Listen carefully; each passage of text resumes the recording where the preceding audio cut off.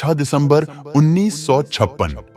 इस दिन बाबा साहेब अंबेडकर का महापरिनिर्वाण हो गया था।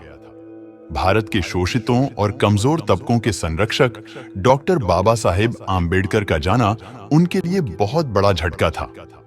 अपना अस्तित्व बचाने और पढ़ाई के लिए डॉक्टर बाबा साहेब आम्बेडकर का संघर्ष, दलितों के उत्थान के लिए उनके प्रयास और आजाद भारत के संविधान के निर्माण में उनका योगदान बहुत से लोगों के लिए प्रेरणा स्रोत रहा है। उनके लिए ये सफर बहुत मुश्किल रहा था। इस पूरे सफर के दौरान बाबा साहेब कई बीमारियों से जूझते रहे थे।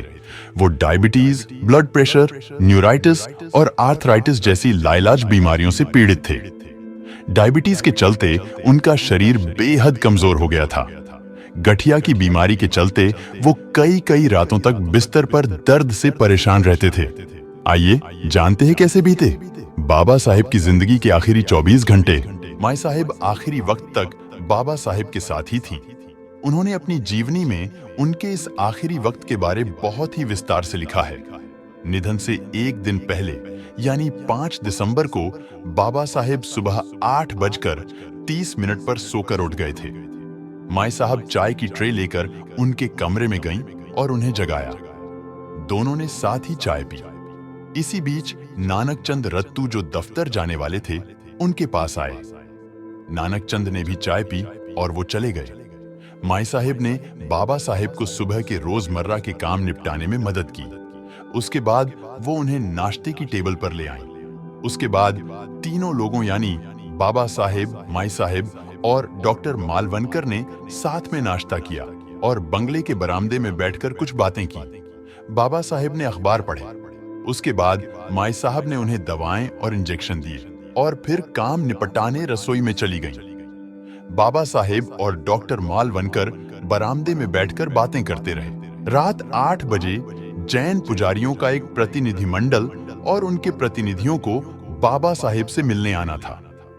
बंगले के लिविंग रूम में बाबा साहेब और उस प्रतिनिधिमंडल के सदस्यों के बीच बौद्ध और जैन धर्म को लेकर बातचीत हुई। डॉक्टर आम्बेडकर के साथ ही रहे चांगदेव खैरमोड़े ने अपनी किताब के 12वें भाग में लिखा है कि उस प्रतिनिधिमंडल ने ये इच्छा जताई कि बाबा साहेब को 6 दिसंबर को होने वाले जैन सम्मेलन में आना चाहिए। प्रतिनिधिमंडल ने अपील की कि बाबा साहेब वहां आकर जैन धर्म के भिक्षुओं के साथ बहस मुबाहिसा करें ताकि जैन और बौद्ध धर्म के बीच एकता कायम हो सके। साहेब जैन धर्म के नुमाइंदों के साथ बातचीत में मशगूल थे तो डॉक्टर मालवनकर मुंबई के लिए रवाना हो गए। बाद में जैन धर्म के प्रतिनिधिमंडल ने भी बाबा साहेब से इजाजत लेकर विदा ली। बाबा साहेब ने उनसे कहा कि अगले रोज यानी 6 दिसंबर के लिए मेरे सचिव से शाम का वक्त ले लेना, फिर हम बात करेंगे। उसके बाद बाबा साहेब ने मन में ही बुद्धम शरणम गच्छामि का पाठ करना शुरू कर दिया। माई साहेब लिखती हैं कि जब भी बाबा साहेब बेहद अच्छे मूड में हुआ करते थे तो वो बुद्ध वंदना और कबीर के दोहे पढ़ा करते थे। कुछ देर के बाद जब माई साहेब ने ड्राइंग रूम में झांका तो देखा कि बाबा साहेब नानक चंद रत्तू को रेडियोग्राम पर बुद्ध वंदना का रिकॉर्ड बजाने को कह रहे थे। उसके बाद रात के खाने के वक्त बाबा साहेब ने थोड़ा सा खाना खाया। उनके खाने के बाद माई साहेब ने खाना खाया। बाबा साहेब माई साहेब के खाना खत्म करने का इंतजार करते रहे। उसके बाद उन्होंने कबीर का दोहा चलो कबीर तेरा भवसागर डेरा बड़े सुर में गाया। बाद में छड़ी का सहारा लेकर वो बेडरूम की तरफ चल पड़े। उनके हाथ में कुछ किताबें भी थीं। बेडरूम की तरफ बढ़ते हुए ही बाबा साहेब ने अपनी किताब द बुद्धा एंड हिज धम्मा की प्रस्तावना की एक कॉपी और एस.एम. जोशी और आचार्य अत्रे के नाम लिखी चिट्ठियां भी सौंपी और नानक चंद से कहा कि वो ये सब उनकी मेज पर रख दें। अपना काम खत्म करने के बाद नानक चंद रत्तू भी अपने घर चले गए।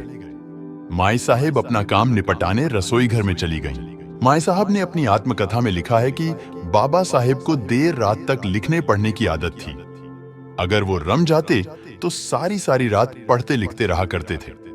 लेकिन माई साहेब अपनी जीवनी में लिखती हैं कि 5 दिसंबर की रात नानक चंद रत्तू के अपने घर रवाना होने के बाद बाबा साहेब ने द बुद्धा एंड हिज धम्मा की प्रस्तावना में फिर से बदलाव किया। इसके बाद एम जोशी और आचार्य प्रहलाद केशव अत्रे के अलावा ब्राह्मी सरकार के नाम लिखी अपनी चिट्ठियों पर भी फिर एक नजर डाली। उसके बाद वो रोजमर्रा के उलट 11:30 बजे ही सोने चले गए। 6 दिसंबर 1956 को माई साहेब रोज की तरह सुबह उठी। चाय बनाने के बाद वो ट्रे लेकर बाबा साहेब को जगाने उनके कमरे में गईं। उस वक्त सुबह के 7:30 बज रहे थे। माई साहेब लिखती हैं, मैं जैसे ही कमरे में दाखिल हुई, मैंने देखा कि बाबा साहेब का एक पैर तकिए पर पड़ा था। मैंने बाबा साहेब को 2 या 3 बार आवाज दी, लेकिन उनके बदन में कोई हरकत नहीं हुई। मैंने सोचा कि वो गहरी नींद में सो रहे हैं, तो मैंने उन्हें हिलाया और उन्हें जगाने की कोशिश की, और सोते हुए ही बाबा साहेब के प्राण पखेरु उड़ चुके थे। माई साहेब को जबरदस्त धक्का लगा। वो रोने लगी। उस वक्त बंगले में केवल 2 लोग थे, माई साहेब और उनके सहायक सुदामा। माई साहब ने रोते रोते ही सुदामा को आवाज दी। इसके बाद माई साहेब ने डॉक्टर मालवनकर को फोन किया और पूछा कि अब क्या किया जाना चाहिए। डॉक्टर मालवनकर ने उन्हें बताया कि वो बाबा साहेब को कोरामाइन का इंजेक्शन दें, लेकिन तब तक बाबा साहब का देहांत हुए कई घंटे गुजर चुके थे, इसलिए वो इंजेक्शन भी नहीं दिया जा सकता था। माई साहेब ने सुदामा से कहा कि वो जाकर नानक चंद रत्तू को बुला लाए। सुदामा कार लेकर गए और नानक चंद रत्तू को उनके घर से बुला लाए। उसके बाद लोगों ने बाबा साहेब के बदन की मालिश करनी शुरू कर दी। किसी ने मुंह से सांस देने की कोशिश की, लेकिन कोई तरकीब काम नहीं आई। बाबा साहेब ये दुनिया छोड़कर जा चुके थे। नानक चंद रत्तू ने बाबा साहेब के करीबी अहम लोगों को फोन करके बाबा साहेब के निधन की जानकारी दी। फिर नानक चंद रत्तू ने सरकार के विभागों, press trust of India, Uni और आकाशवाणी के केंद्र को भी फोन करके बाबा साहेब के निधन की सूचना दी। बाबा साहेब के निधन की खबर जंगल में लगी आग की तरह फैल गई। उनके देहांत की खबर सुनकर देश भर में उनके समर्थक सदमे में आ गए। हजारों लोग एक साथ दिल्ली के 26 अलीपुर रोड बंगले की ओर रवाना हो गए। तय हुआ कि बाबा साहेब का अंतिम संस्कार मुंबई में किया जाए। इसके बाद 26 अलीपुर रोड के बंगले पर प्रधानमंत्री जवाहरलाल नेहरू और केंद्र सरकार के और मंत्री, संसद के दोनों सदनों के सांसद और बाबा साहेब के अनुयायी जमा होने लगे।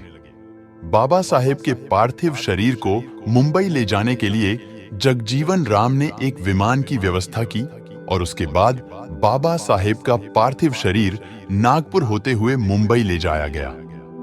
फिर मुंबई बाबा साहेब के अभूतपूर्व अंतिम संस्कार की गवाह बनी।